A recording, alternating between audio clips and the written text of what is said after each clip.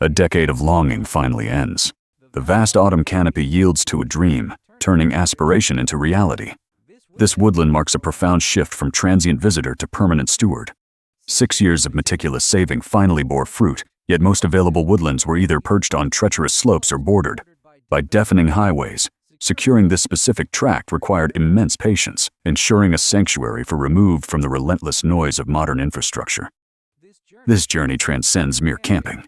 It marks an initiation into stewardship, knowing the woodland will outlast him. He accepts a solemn duty to nurture it. The past year has been dedicated to mastering the intricate arts of woodland management. An initial reconnaissance mission, the very first expedition into the newly acquired woodland, was driven by a need for comprehensive documentation. Accompanied by his dog Jax, he meticulously cataloged tree species, population density, and structural conditions, laying the foundational knowledge required for future ecological interventions. Chopping wood for fence repairs prompts deep reflection on his life and career journey. He realizes this monumental achievement relies heavily on the viewers who watch and support his path forward. He seeks to rejuvenate the woodland through traditional crafts. With a management plancet, he installs trail cameras on trees to monitor the unseen wildlife and capture the elusive nocturnal rhythms of the forest in detail. But I had no idea of what actual fauna, what animals and birds occupied this woodland. And so I put various trail cameras around the woodland and I left them up for months on end. And it was really nice to see how rich the wildlife was here with roe deer, muntjac, deer badger, foxhare, tawny owls, buzzards. There was just so much wildlife that I hadn't been able to see on the days that I came here daylight. But at night, as the ancient boundary oaks stand heavily choked by invasive ivy, demanding intervention. While the climbing plant offers nectar to bees, its suffocating grip threatens the structural integrity of these centuries-old trees. Stripping the vines reveals the vulnerable bark beneath a necessary surgery to ensure the giants survive for another generation. Embracing the primal immersion, a canvas tent and a wood-burning stove transform the autumn chill into a sanctuary of warmth. This inaugural overnight stay is not merely about seeking shelter, but about synchronizing with the forest's diurnal cycles. Nocturnal chorus, punctuated by the haunting calls of tone owls, cements a profound connection with the wild. Golden canopy casts vibrant color across the woodland. This incredible beach stretch drove the initial land purchase, proving the narrator a massive fan of such ancient mixed forests and their enduring allure. Confronting the limits of expertise despite profound bushcraft skills, formal forestry practices remain an uncharted territory. Enter Ryan, a seasoned arborist whose daily grind involves taming unruly canopies armed with specialized climbing gear and an analytical eye. The professional surveys the precarious timber, identifying vectors for safe extraction. His methodical approach reveals a deep understanding of woodland management, transforming raw instinct into precise action as he reshapes the forest. Came out the problem with me, and we chose various trees that looked precarious. A few of them were dead, standing beech trees, which could have been quite dangerous and full. And there was also this oak tree here, normally walk up in, and so it had to come down, and it was really interesting to learn from Ryan the different techniques that he uses with the different chainsaws. He had a small one, and then he had a larger one. And it was just really good to watch him in his element, and seeing a professional just make such easy worker. But it was really good to have Ryan pass on that knowledge in the episodes. Again, I'll link them below. And it was something that, harvesting the fallen giants, the elevated timber rescued from the damp forest floor, is preserved for future craftsmanship. This strategy brings the narrative to the colossal ash tree stump, a monumental feature that had already succumbed to gravity prior to the purchase. Its massive decaying form presents both a logistical challenge and a treasure trove of potential raw material, unlocking the hidden potential within the wood torn between preserving the majestic natural sculpture and salvaging its timber. The decision ultimately favors practical utility. Ryan returns with a specialized milling chainsaw, teaching various skills while transforming the colossal trunk into pristine 2-inch planks, meticulously stacked with spacers to ensure optimal airflow. The wood begins its slow, even journey toward perfect dryness.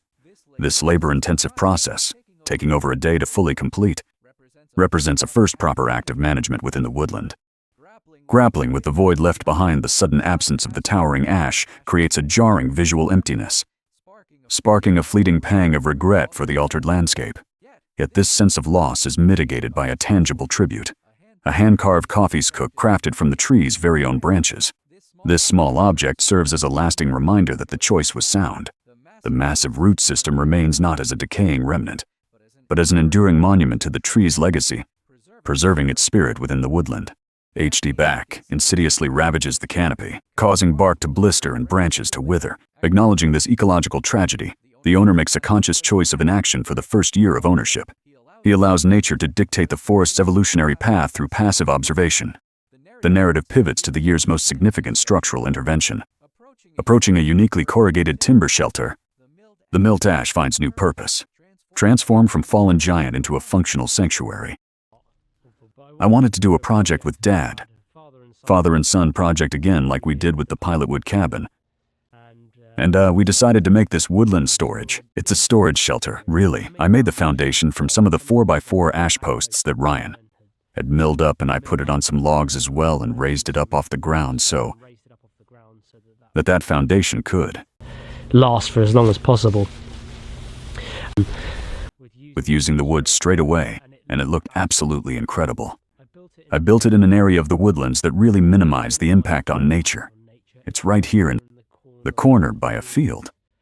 It overlooks the beach, really peaceful area. And I tried to minimize the impact on the wooden itself by keeping it pretty small and building it here. A testament to collaborative endurance, the final cladding boards are secured, marking the completion of a grueling yet deeply rewarding father-son endeavor. The repurposed ash timber, now weathering gracefully, develops a natural patina that seamlessly blends with the surrounding foliage. Left entirely uncoated, the structure is destined to eventually return to the earth, embodying the cyclical nature of the forest. Executing the silent winter harvest with the sap dormant, the precise art of copassing commences, a traditional practice designed to stimulate vigorous new growth from the stumps rather than clear felling the entire hazel thicket. A selective approach is adopted to preserve the delicate biodiversity of the woodland floor.